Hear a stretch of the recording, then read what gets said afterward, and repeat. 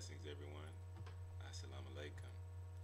I'm coming to you live and direct from Elk Grove, Illinois,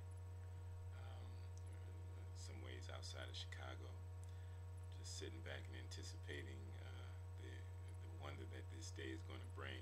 I'm in Chicago, in this part of Illinois, for the Nation of Islam's 80th Saviours Day celebration. This is the crowning event of Black History Month, and it's a very significant time for the membership of the Nation of Islam, for black people in America as a whole, and in reality for all of humanity. Sitting back and going over in my mind some of the things I've experienced over the last few days with this celebration, with this convention that's held every year by the Nation of Islam for the last weekend in February. I arrived in town Friday afternoon and immediately walked into an environment filled with, charged with excitement, love, and just peace and harmony. And as charged and seemingly chaotic as the environment was, you know, people are arriving, everybody's running around, happy to see one another. Every 5 steps you take, you see somebody that you haven't seen in years, and everybody lets out a oh scream of excitement, and you know, hugs and greetings, and nothing but love and harmony in the place. And it's a wonderful thing to experience.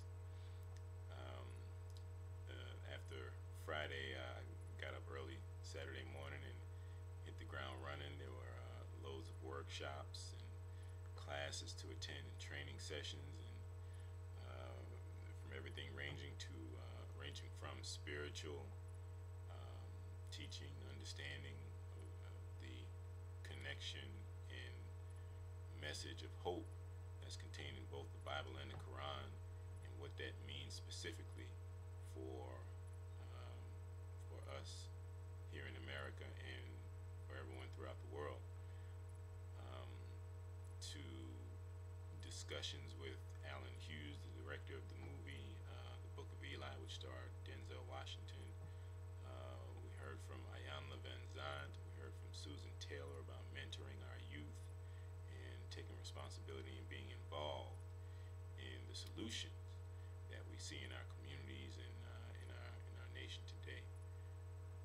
We had workshops that dealt with the facts and reality about vaccinations. That's something that affects all of us, especially as time's increasing. There seems to be a campaign to get more and more Americans to take vaccinations that, who knows, have been tested, have not been tested, and who knows what is in the vaccinations. So it was very timely, very good information. Disaster preparedness workshops, symposiums and convenings on health, everything. It's almost mind-blowing. I've been trying to sit here and figure out how to write all of this down and make sure that people can experience some of what I experienced, but it hasn't hit me yet where I can put it into words and just put it on paper. But I wanted to at least take today and call your attention to exactly what this day and what this celebration is truly about. I called it earlier the crowning event of Black History Month.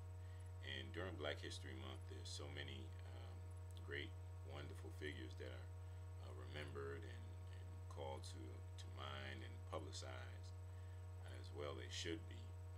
We have a glorious history and a glorious past as black people in America. That February really is too short a month to honor and remember the accomplishments that black people have made.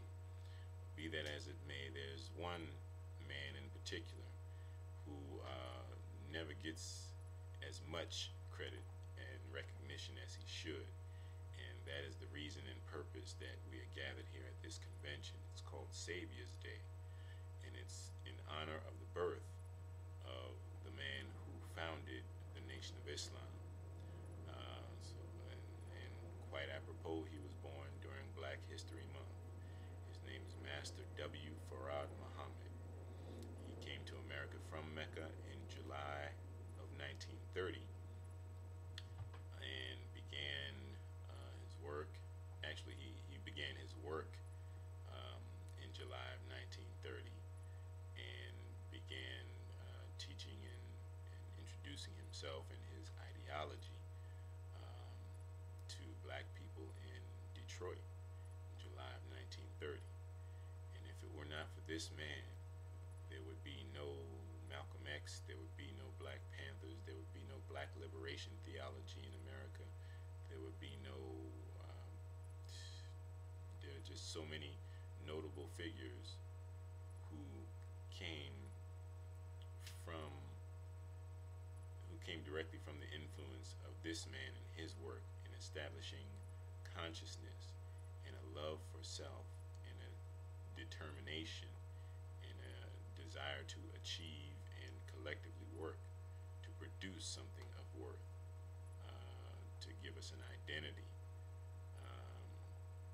Just so many wonderful things have sprung from this one single man's efforts and will and intention to see black people who were really at the lowest of the low at that time in July 4th, 1930, to be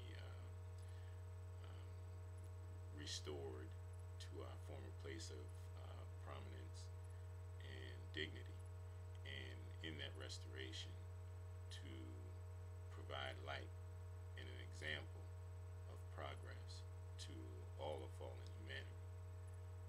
Without this man, Master W. Farad Muhammad, there would be no Elijah Muhammad, there would be no Minister Louis Farrakhan, there would be no dope busters, there would be no stories of Muslims who go into drug-infested neighborhoods and stop the crime, stop the drugs. There would be no push towards black marriage, strengthening the foundation of black marriages. There would be no push or efforts in the intentions of getting black people to acquire land to benefit themselves. The push for education as it relates to self-sufficiency and independence wouldn't exist. So on this day, February 28th, we're glad, thankful, and proud to celebrate the birth of a Savior.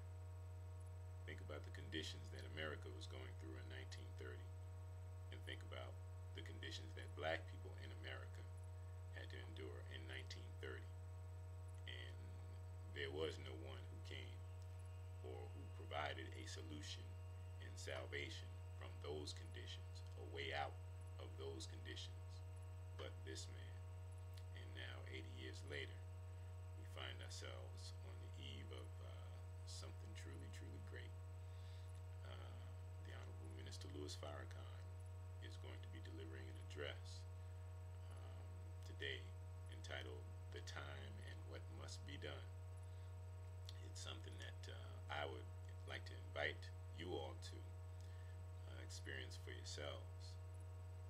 Forget about what you heard, hear it for yourself. Go to www.noi.org and you will see a link for a broadcast, a web broadcast that you can click on. And I believe there's a $5 charge for the webcast. And once you do that, you'll be able to experience it for yourself. There's nothing like being here live, but you definitely don't want to miss this information that's going to be shared with us today. So I thank you for listening to my words, my rambling. I'm still trying to organize all my thoughts, and I figured that this would be the best way to do it.